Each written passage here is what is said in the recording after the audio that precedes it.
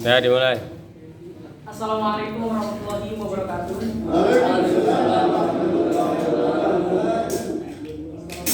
semua.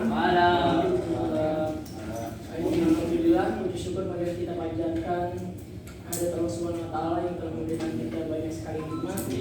Salah satunya pada kesempatan kali ini kita dapat berkumpul seperti biasanya melakukan kegiatan belajar mengajar di kelas kita bertiga. Salam berkat salam yang kita limpah curahkan kepada junjungan kita yang tidak berbesar amat. Pada para sahabat, keluarga, tabiin, tabiatnya, dan kita selaku umatnya mudah-mudahan mendapatkan syafaat beliau. Yang terhormat kepada Bapak Saifuddin selaku dosen pengampu mata kuliah pelajaran agama Islam, dan yang saya banggakan teman-teman sekalian dari kelas 2D Prodi Teknik Industri.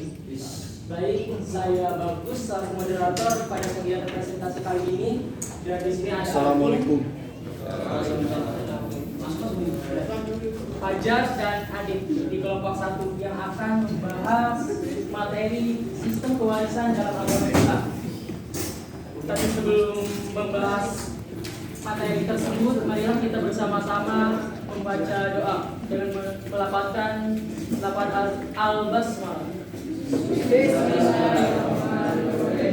Baik teman-teman, langsung saja kita mulai untuk materi yang akan disampaikan oleh kelompok kita kelompok 1, yaitu sistem kewarisan dalam agama Islam. Yang pertama akan dibacakan oleh Fajar. Apa itu mawaris dan faraid? Pengertian mawaris atau faraid. Mawaris adalah salah satu poin penting dalam syariat Islam.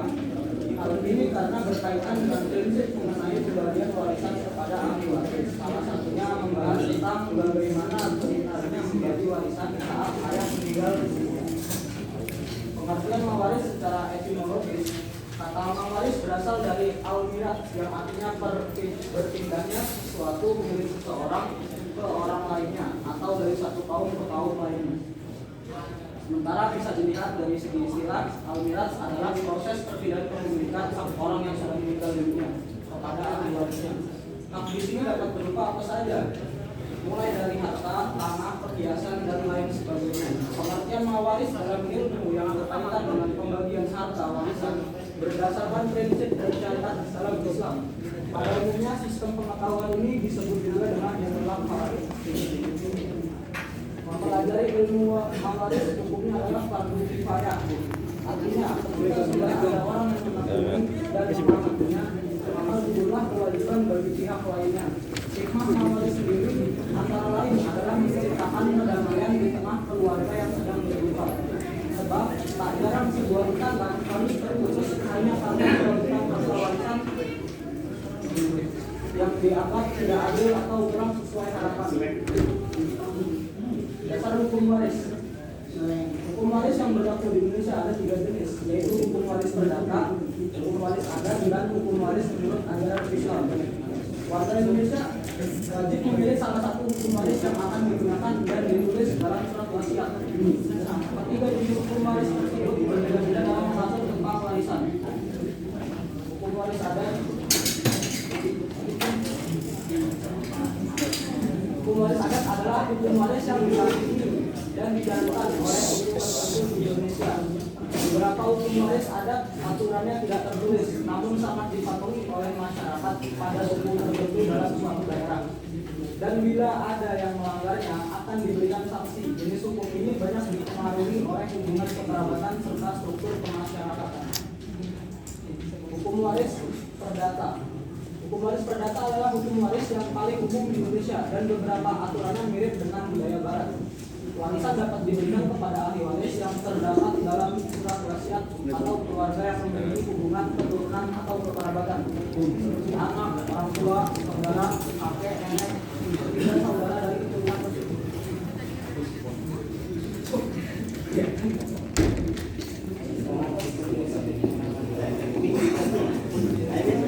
Lanjut aja.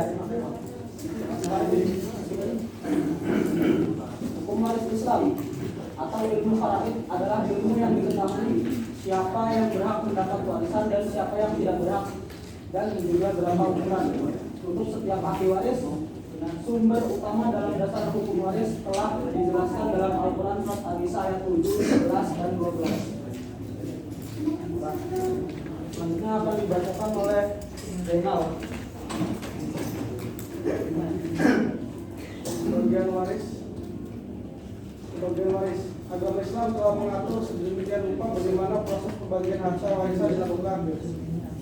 Hukum-hukum dalam Islam juga telah membuat proses pembagian harta warisan tersebut supaya tak menimbulkan konflik di keluarga. Yang secara singkat diartikan cara pembagian harta warisan berdasarkan Al-Quran surat An-Nisa. Persentasenya terdiri dari setengah, seperempat, seperdelapan, 2/3, sepertiga, dan seperenam. Dalam hukum Islam ada beberapa hal yang menyebabkan hak waris seseorang menjadi gugur. Di antaranya budak. Seseorang yang berstatus budak tidak punya hak untuk mewarisi sekalipun dari saudaranya, sebab segala sesuatu yang dimiliki budak secara langsung menjadi milik tuannya. Pembunuhan. Apabila seorang ahli waris membunuh pewaris, misalnya seorang anak membunuh ayahnya, maka dia tak berhak mendapatkan warisan. Hal ini berdasarkan sabda Rasulullah SAW, jika seseorang membunuh berhak mewarisi harta orang yang membunuhnya. Perbedaan agama. Seorang muslim tidak dapat mewarisi ataupun diwarisi oleh orang non-muslim apapun agamanya. Hal ini telah diterangkan Rasulullah SAW dalam sabdanya, tidaklah berhak seorang muslim mewarisi orang kafir dan pula orang kafir mewarisi muslim. Al-Quran Bukhari dan Muslim.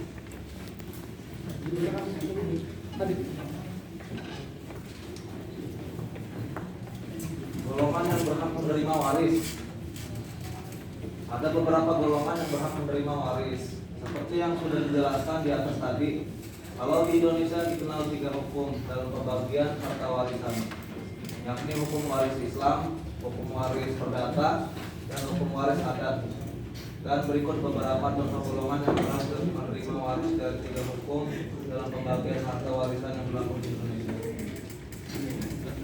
Yang pertama, berdasarkan hukum Islam terdapat 3 syarat agar hak waris bisa diberikan kepada seseorang atau ahli waris, yaitu pertama, orang yang mewariskan harta sudah meninggal dunia dan status meninggalnya telah dinyatakan secara hukum yang ada.